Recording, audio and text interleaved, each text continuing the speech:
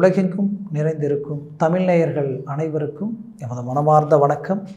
நான் உங்கள் ஜோதிடர் அந்தியூர் சுதாகர், பாரம்பரிய முறை ஜோதிட ஆராய்ச்சியாளர். இன்று நாம் காணக்கூடிய தலைப்பு மிதுன ராசி அன்பர்களுக்கு சுக்கிர பகவானால் உண்டாகக்கூடிய மாளவிகா யோகம். இந்த யோகம் உங்களது பஞ்சமஸ்தானம், இந்த பஞ்சமஸ்தானாதிபதி இந்த புதன் பகவான், இந்த மிதுனத்திற்கு அதிபதியாகப்பட்ட புதனுக்கு நட்பு கிரகமான இந்த சுக்கிரன் 7ஆம் வீட்டில் உங்களுக்கு அமையக்கூடிய கேந்திர பலம் தான் மாளவிகா யோகம்னு சொல்கிறது. இந்த மாளவிகா யோகம் உங்களுக்கு எப்பேற்பட்ட பலனை தரப்போகுது? இது 24 நாட்கள் மட்டும்தான் இருக்கும்.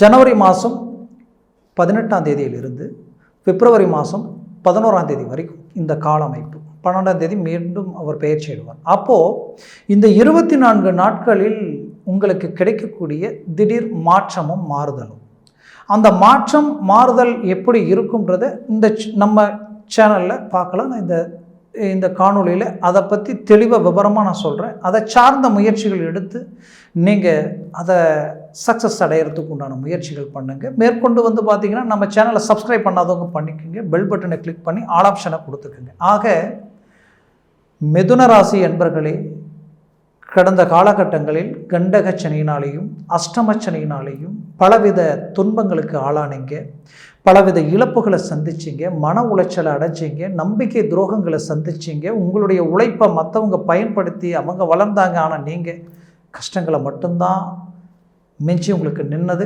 இதனால் தேவையில்லாத கடன் சுமைகளும் வீண் விரயங்களும் குடும்ப ரீதியில் பலவிதமான சலிப்பு சங்கடங்களும், அதையும் தாண்டி இன்றைக்கி வாங்காத கடனுக்கு வட்டியை கட்டக்கூடிய நிலை, வட்டிக்கு வட்டி வாங்கி வட்டி கட்டக்கூடிய ஒரு நிலை, இதெல்லாமே சிலர் சந்திச்சிட்டீங்க. மொத்தத்தில் எதிரிக்கு கூட இந்த நிலை வரக்கூடாதுன்ற அளவுக்கு ஒரு அனுபவம் கிடைச்சிருக்கு. ஆனாலும் சாதிக்கக்கூடிய நேரம் இப்போ பிறந்திருக்கு.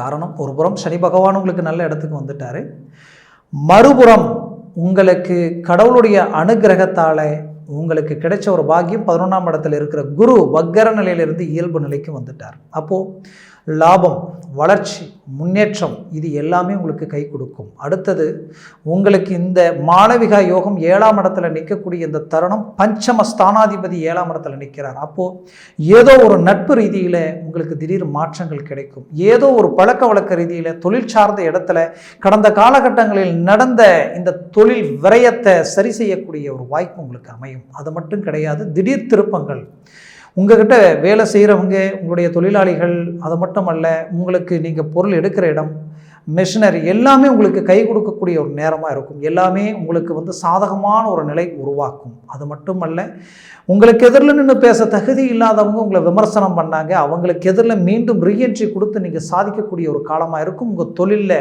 உங்களுக்குன்னு ஒரு பிராண்டை உருவாக்கிடுவீங்க, உங்களுக்குன்ட்டு ஒரு நேமம் உண்டாக்கிடுவீங்க. அந்த கால அமைப்பு இந்த தருணத்தில் உங்களுக்கு உருவாயிடும். அடுத்தது, வேலையில் இருந்தவங்களுக்கு பலவித மன உளைச்சலுக்கு ஆளாக இருந்திருப்பீங்க. இதுவரைக்கும் உங்களுக்கு எதிரிகளால் இருந்த அந்த பாதிப்புகள், அவங்களால நடந்த சில மன உளைச்சல்கள், இது எல்லாத்தையும் சரி செய்யக்கூடிய ஒரு கால அமைப்பாக இந்த காலம் உங்களுக்கு அமையும். காரணம் என்னென்னா, இந்த அமைப்பில் இருக்கக்கூடிய இந்த காலகட்டங்களில் உங்களது வாழ்க்கையில் நீங்கள் ஸ்ட்ரெயிட் ஃபார்வேர்ட், யதார்த்தம், உள்ளொன்று வச்சுக்கிட்டு வெளியில் ஒன்று பேச தெரியாது, ஓப்பன் டைப்பாக இருப்பீங்க. உங்களுடைய எந்த வித ஒரு உழைப்பையும், வரக்கூடிய வருமானம் இவ்வளோதான் நமக்கு பணம் வருது, அதுக்கு தகுந்த மாதிரி தான் நம்ம உழைக்கணும்னு நினைக்க மாட்டீங்க. அதையும் தாண்டி யோசிக்காமல் எல்லா வேலையும் முடிச்சு கொடுப்பீங்க. அப்போ நல்ல உள்ளம் படைச்ச உங்களுக்கு உங்கள் நேர்மையே உங்களுக்கு வேலையில் பிரச்சனையாக மாறிடுச்சு. கடந்த காலகட்டங்களில் அந்த பிரச்சனைகளை சரி செய்யக்கூடிய காலமாக இந்த காலம் அமையும்.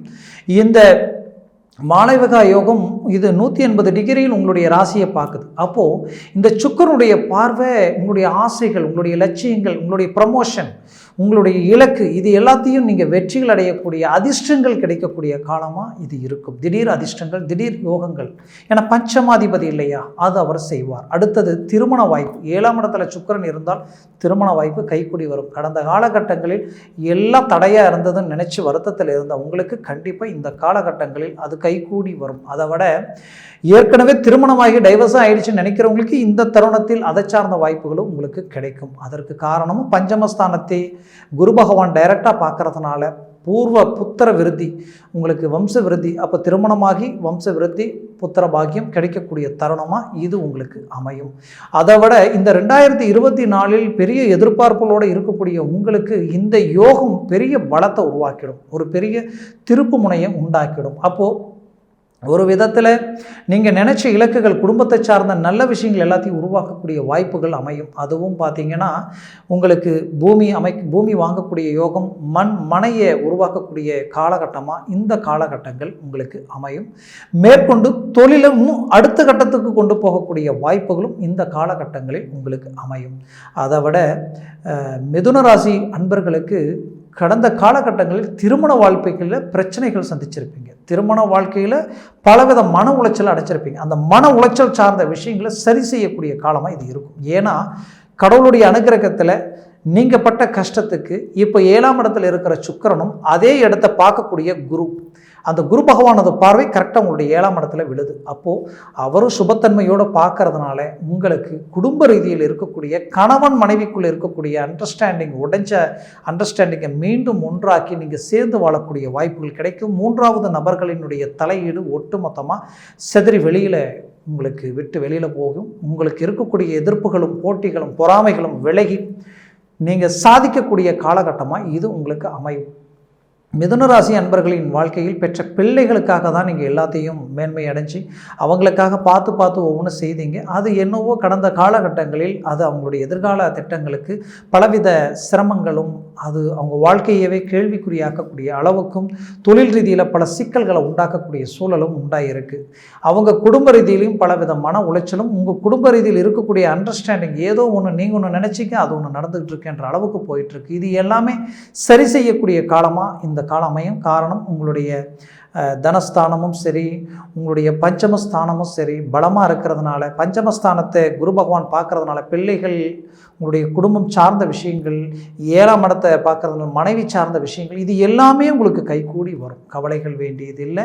அதோட 3ஆம் இடத்தை குரு பார்க்குறார். உங்கள் சுய முயற்சியில் எல்லாத்தையும் முடிப்பீங்க, உங்கள் சாதுர்த்தியினால் எல்லாத்தையும் சரி செய்திடுவீங்க. அந்த வாய்ப்புகள் உங்களுக்கு கிடைக்கும். மேற்கொண்டு உங்களுடைய உடல் உபாதைகள், உடல் சார்ந்த சில பிரச்சனைகள் சந்தித்தவங்களுக்கு கண்டிப்பாக அதிலிருந்து மீண்டு வெளியில் வரக்கூடிய வாய்ப்புகள் உங்களுக்கு கிடைக்கும்.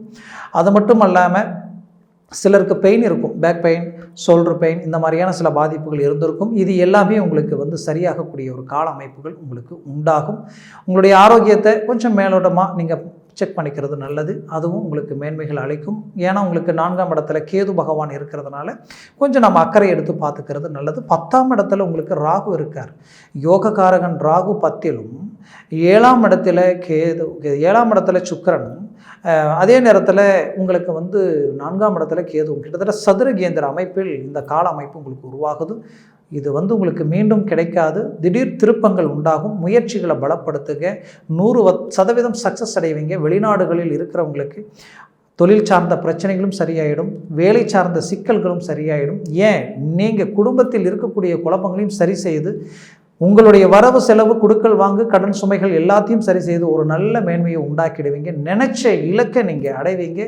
அதுலேயும் கோர்ட்டு கேஸு பிரச்சனை, வழக்கு சார்ந்த பிரச்சனைகள் எல்லாத்தையும் சரி செய்திடுவீங்க. இந்த காலகட்டங்கள் உங்களுக்கு சாதகமாக இருக்கும்.